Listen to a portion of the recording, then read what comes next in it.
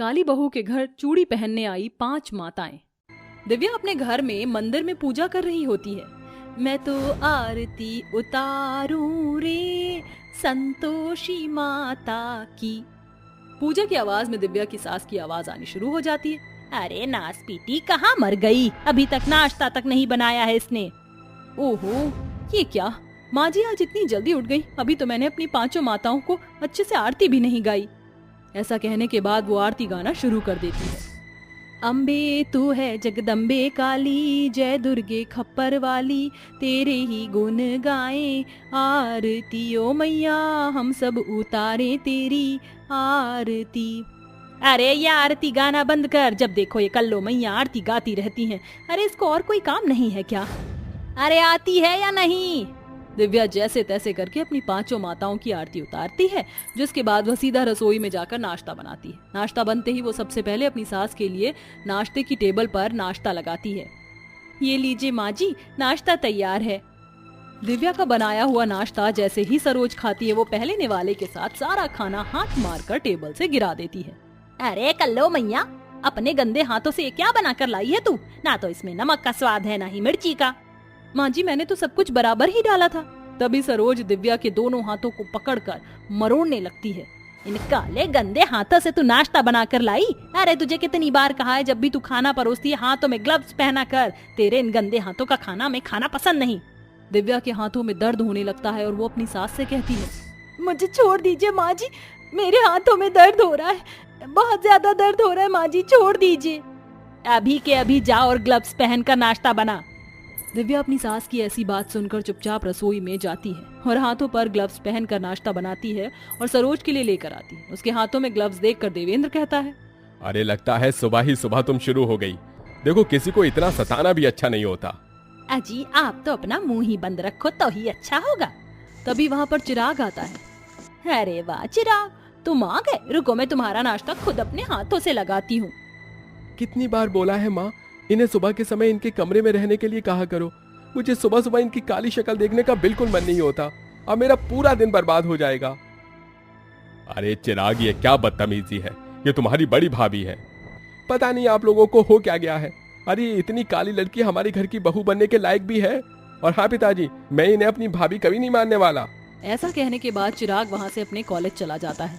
अरे कल्लो मैया, अब तो तू खुश हो गई, मेरा बेटा तेरी शक्ल देखकर नाश्ता भी नहीं कर पाया। अरे जा अब अपने तवे जैसी काली शक्ल लेकर यहाँ से चली जा।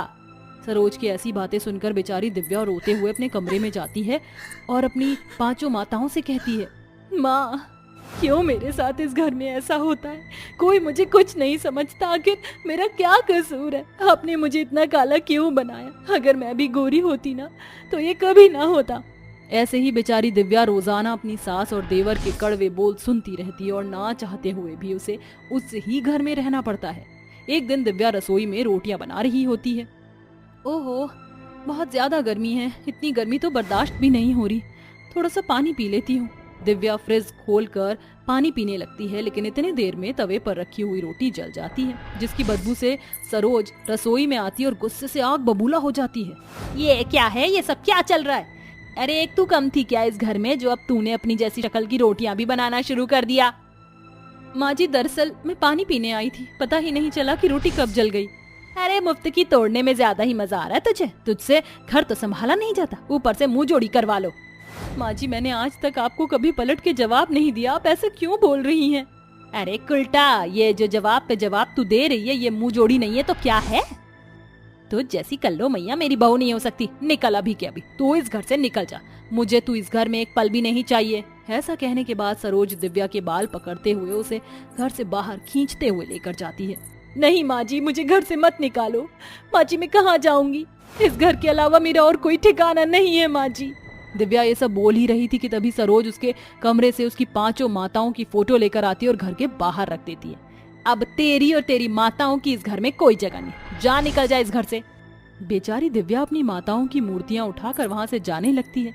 कुछ दूरी पर चलते हुए उसे एक पेड़ के नीचे चूड़ी बेचने वाली एक औरत बेहोश नजर आती है। अरे ये क्या, ये औरत तो बेहोश पड़ी है।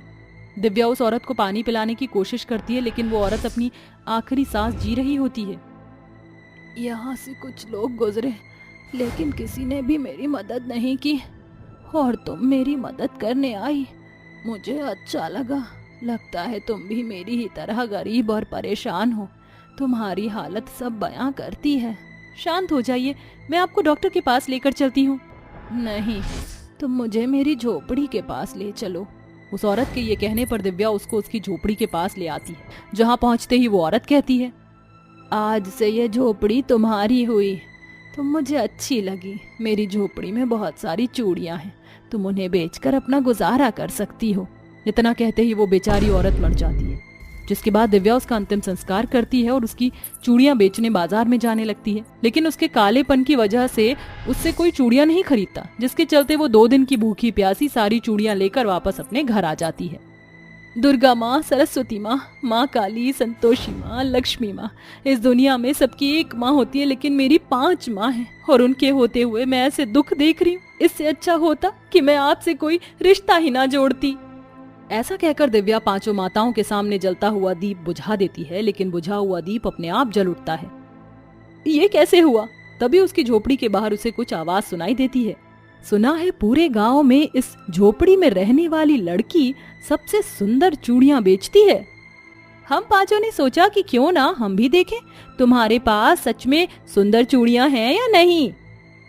मुझे लाल चूड़ियां पहननी हैं। हाँ, और मुझे तो नारंगी पसंद है। मुझे काली चूड़ियां पहननी है ना तुम्हारे पास? क्या हुआ, तुम कुछ बोलती क्यों नहीं हो? दिव्या अपने आंसू पोंछती है। हाँ हाँ, क्यों नहीं, आप अंदर आइए, मैं आपको आपकी पसंद की चूड़ियां पहना देती हूँ। दिव्या खुद अपने हाथों से उन 5 औरतों को उनकी पसंद की चूड़ियां पहनाती है। जैसे जैसे वह चूड़ियां पहनाती है वो 5 अपने असली रूप में आ जाती हैं, जिन्हें देखते ही दिव्या हैरान रह जाती है। मेरे घर मेरी 5 माताएं आई हैं और मैं उन्हें पहचान भी ना सकी।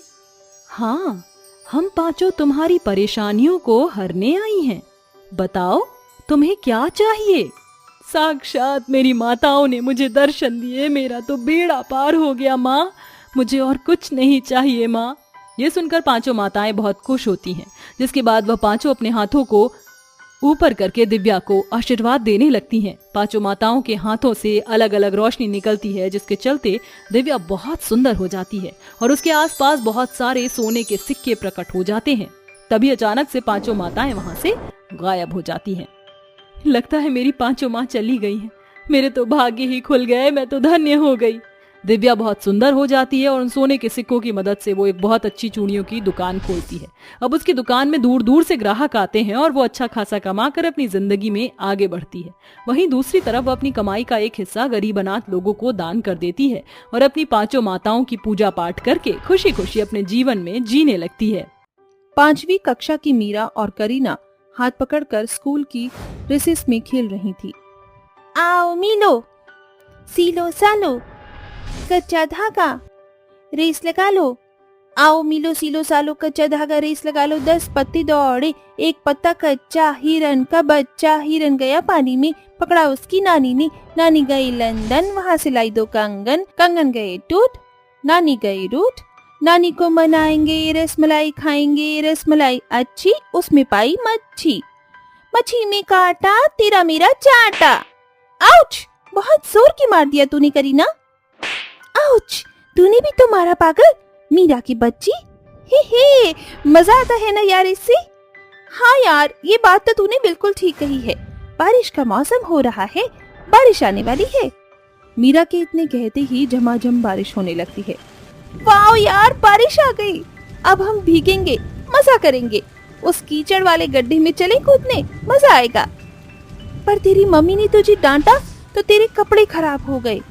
पर मेरी मम्मी तो कुछ नहीं बोलेंगी। अरे चल यार, मैं अमीर हूँ, मेरी मम्मी मुझे एक और ड्रेस दिला देंगी। हम चलते हैं। ये दोनों सहेलियां एक दूसरे का हाथ पकड़कर कीचड़ के पानी में बारिश में कूदने लगती हैं और बारिश के मजे लेती हैं। उन्हें बारिश का मौसम बहुत पसंद था। दोनों के बीच इतनी गहरी दोस्ती थी कि उनके बीच अमीर गरीब की दीवार नहीं थी। दरअसल मीरा एक गरीब परिवार से थी। उसके बावजूद भी करीना सब जानकर उसकी दोस्त बनती है। हमेशा उसका क्लास में, पढ़ाई में, खेलकूद में उसका साथ देती है। वक्त के साथ दोनों सहेलियां बड़ी हो जाती हैं। एक दिन कॉलेज की पार्टी के लिए तैयार होकर करीना मीरा के घर आकर कहती है, मीरा, ये क्या, तूने अभी तक सूट ही पहना हुआ है, तो तैयार क्यों नहीं हुई? पार्टी में जाना नहीं है क्या? जानती है ना, फेयरवेल पार्टी में सबको आना है। हाँ यार, पर मेरे पास अच्छे कपड़े नहीं है, ये तो तू जानती है ना सैंडल है, इसीलिए मैं नहीं जाना चाहती। पुराने कपड़ों में भी जाऊंगी तो मेरी बेइज्जती हो जाएगी, इसलिए मुझे नहीं जाना। अरे तू मेरे होते हुए ऐसा कैसे सोच सकती है? तू जानती है ना, तेरी सहेली तेरे कहते ही हर चीज ले आएगी। ये कपड़े क्या चीज हैं? चल तुझे मॉल से कुछ दिला कर लाऊं, ऐसा तैयार करूंगी कि सब देखते ही रह जाएंगे। ये कहते ही करीना उसे मॉल से अच्छे कपड़े दिलाकर पार्लर से रेडी कराती है, जहां उसकी काया ही पलट जाती है। देखा तू कितनी सुंदर लग रही है, कॉलेज में तेरा कोई मजाक भी नहीं उड़ा सकता, उल्टा लड़के तुझे देखकर तेरे दीवाने हो जाएंगे। वो तो है, क्योंकि ये सब मेरी बेस्टी करीना का कमाल है। अब जल्दी चल, वरना फेयरवेल पार्टी खत्म हो जाएगी, फिर कोई लट्टू भी नहीं होगा तुझ पर। दोनों फेयरवेल पार्टी में पहुंचती हैं कि निखिल और सम्राट मीरा को देखकर हैरान रह जाते हैं। ये तो अपनी कॉलेज की गरीब मीरा है ना, जरा देख तो, इसकी अमीर सहेली के कारण इसकी काया ही पलट गई। महंगी ड्रेस, महंगी सैंडल। हाँ भाई, अरे तू भूल गया क्या, इसकी अमीर सहेली ने इस पर पैसे खर्च किए हैं, तभी तो इतनी सुंदर दिख रही है। इन गरीब लोगों की फितरत ही ऐसी होती है, अमीरों के साथ दोस्ती कर बैठते हैं और उनके पैसे खाते हैं। बंद करो अपनी बकवास, बहुत बोल दिया तुम लोगों ने। ये बोलकर मीरा वहाँ से चली जाती है। ये देखकर करीना को बहुत गुस्सा आता है और वो उन दोनों को सबक सिखाती है, जिसके बाद वो दोनों माफी मांगकर पार्टी से चले जाते हैं और करीना मीरा भी पार्टी को एंजॉय करते हैं। वक्त गुजरता है, करीना अपनी पढ़ाई के लिए विदेश चली जाती है। दूसरी ओर मीरा की शादी गरीब केतन से हो जाती है, जहां वो बहुत खुश थी। फिर उसका बेटा डुग्गू उसकी जिंदगी में आता है, जो कि 1 साल का था। पर केतन की नौकरी का कोई ठिकाना नहीं था, उसके मालिक का काम ठप हो जाता है। फिर एक सुबह डुग्गू रो रहा था। अली अली अली, कहाँ हुआ मेरे प्याले छी डुग्गू को? अरे क्या हुआ बहू, लल्ला इतना रो क्यों रहा है? माँ जी, इसे भूख लगी है, शायद घर में कुछ खाने को भी नहीं है। क्यों ना मैं दाल चावल मिलाकर खिचड़ी बना लूं, हम सब भी वही खा लेंगे और डुग्गू भी। हाँ बहू, ये ठीक रहेगा, और थोड़ा ज्यादा पानी डालना ताकि रात तक काम चल जाए। माँ मुझे माफ कर दो, मैं घर का खर्चा सही से चला नहीं पा रहा, आपकी दवाई नहीं आ पा रही, और अब तो डुग्गू भी थोड़ा बहुत खाने लग गया। कोई बात नहीं बेटा, आज तू अपने मालिक से बात करना। केतन जी, आप खाना खाकर जाइएगा। नहीं मीरा, इतनी टेंशन है कि मैं चैन से बैठकर घर पर कुछ खा भी नहीं सकता। अच्छा, डुग्गू का ख्याल रखना। इतना कहकर केतन चला जाता है। फिर वो पानी वाली खिचड़ी बना देती है। दोपहर में सास बहू वही खाते हैं। खाते वक्त अचानक से मौसम बिगड़ जाता है और तेज बारिश होने लगती है, जिसके कारण उनके घर की छत से पानी टप टप करने लगता है और पानी मनोरमा की थाली में पड़ जाता है। हे भगवान, ये कैसे दिन देखने पड़ रहे हैं कि चैन से खाना भी नसीब नहीं हो रहा। अब बरसात की बूंदें हमें परेशान करेंगी, गरीबी से तो तंग ही हो गए हैं। माँ जी, इधर खाना खा लीजिए, मैं यहाँ पर पतीला रख देती हूँ, गीला नहीं होगा फर्श। शाम को केतन घर पर वापस आता है तो जगह जगह पतीले और बाल्टी रखा हुआ देखकर कहता है, ये क्या, अब हमें इस चीज से भी जूझना पड़ेगा। घर की मरम्मत के लिए भी 2-4 हजार तो चाहिए ही चाहिए। बहुत बदनसीब महसूस हो रहा है मीरा। केतन, आप परेशान मत हो, बस कुछ दिन की कठिनाई है ये। घर में पैसे नहीं थे, मालिक से बहुत बोला, तब जाकर उन्होंने मुझे 100 रुपए दिए हैं। अब तुम देख लो इसका क्या करना है। कल सामान ले आऊंगी, फिलहाल आप खाना खा लीजिए। इसके बाद सब बैठकर खाना खाते हैं और जमीन पर सो जाते हैं। अगले दिन केतन उठकर देखता है तो उसकी नजर खिड़की से बाहर जाती है, जहां सारी सड़क पर पानी भर गया था। तभी एक गाड़ी उसके घर के सामने रुकी, जिसमें से छाता पकड़ा हुआ एक ड्राइवर, हाथों में सामान लिए हुए एक महिला जिसने चश्मा लगाया हुआ था, उसके साथ करीना के घर के अंदर आती है। मीरा, मीरा कहाँ है तू? करीना, तू अचानक, वो भी इतनी बारिश में कैसे आना हुआ? तेरी बहुत याद आ रही थी, मैं किसी काम से यहाँ से गुजर रही थी, फिर याद आया तेरा घर भी यहीं पड़ता है, तो मैं मुकेश को लेकर यहीं आ गई। ये देख कितने सारे तोहफे लेकर आई हूँ तेरे लिए, और तेरा बेटा भी है ना, ला इसे मुझे गोद में दे। डुगू मौसी को हेलो बोलो। बहुत ही प्यारा बच्चा है। पूरे 6 साल बाद मिल रहे हैं ना हम। मीरा, बचपन के साथ रहे हैं हम और फिर अब अलग होना पड़ गया। अरे ये क्या, बारिश का पानी थोड़ा थोड़ा तुम्हारे घर में आ गया है। मुझे लगता है करीना हमें चलना चाहिए, खामखा तुम्हारी दोस्त परेशान हो जाएगी। अरे नहीं नहीं बेटा, ऐसा मत सोचो, बल्कि हमें तो बहुत खुशी है। बहू, जरा कुर्सी लेकर आ, क्योंकि जमीन पर काफी पानी है। हमें अपनी सेवा करने का मौका तो दो। माँ जी, केतन जी, आप थोड़ा सा यहाँ संभालिए, मैं बाहर से कुछ लेकर आती हूँ। तभी मीरा बरसात में सर पर पन्नी रखकर भरी सड़क पर धीरे धीरे दुकान की तरफ जाती है और हलवाई वाले से समोसे, कोल्ड ड्रिंक लेकर आ जाती है, जिसे वो अपनी अमीर सहेली और उसके पति के सामने रखती है। करीना, तू तो जानती है हमें बारिश का मौसम कितना पसंद था। देख, मैं तेरे लिए गर्मा गर्म समोसे लाई हूँ और जीजू आपके लिए भी। खाइए। हम खा लेंगे। आप खा लीजिए, मैं जब तक किसी तरीके से पानी रोकता हूँ। और मैं आप दोनों के लिए गर्मा गर्म भजिया बनाकर लाती हूँ। ये बोलकर मीरा गैस पर गरम गरम पकौड़े बनाती है। वहीं मुकेश और करीना टेबल और मेज पर बैठकर खाना खाते हैं और डुगू को मनोरमा संभालती है। केतन बाल्टी लेकर बारिश का पानी बाहर करता है। घर की ये दशा देखकर करीना बिना बताए मीरा और उसके ससुराल वालों को मदद करने की ठान लेती है। इतने में मीरा आती है। ये लीजिए, आप दोनों के लिए गर्मा गर्म भजिया तैयार हैं, वो भी हरी चटनी के साथ। खा लीजिए। अच्छा मीरा, मेरी एक बात सुनेगी? मेरी सास यहाँ पर नहीं है और यहाँ बारिश भी बहुत है, तो क्यों ना आप सब लोग कुछ दिन के लिए मेरे घर पर आ जाओ। इतने में बारिश का पानी भी सूख जाएगा और मैं डुगू के साथ खेल भी लूंगी।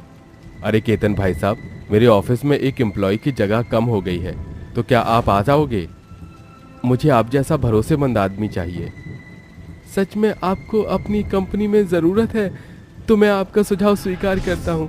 जब तक मैं भी इस घर की मरम्मत करवा लूँगा, बारिश के पानी से खराब हो गया है। हाँ हाँ बिल्कुल जीजू।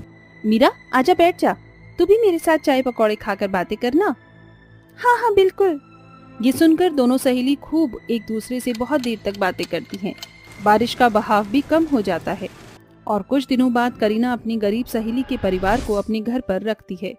इतने में उसके घर की मरम्मत हो जाती है और केतन मुकेश की कंपनी में काम करके अपने घर की परिस्थिति धीरे धीरे बेहतर कर लेता है और वो सब खुशी खुशी रहने लगते हैं।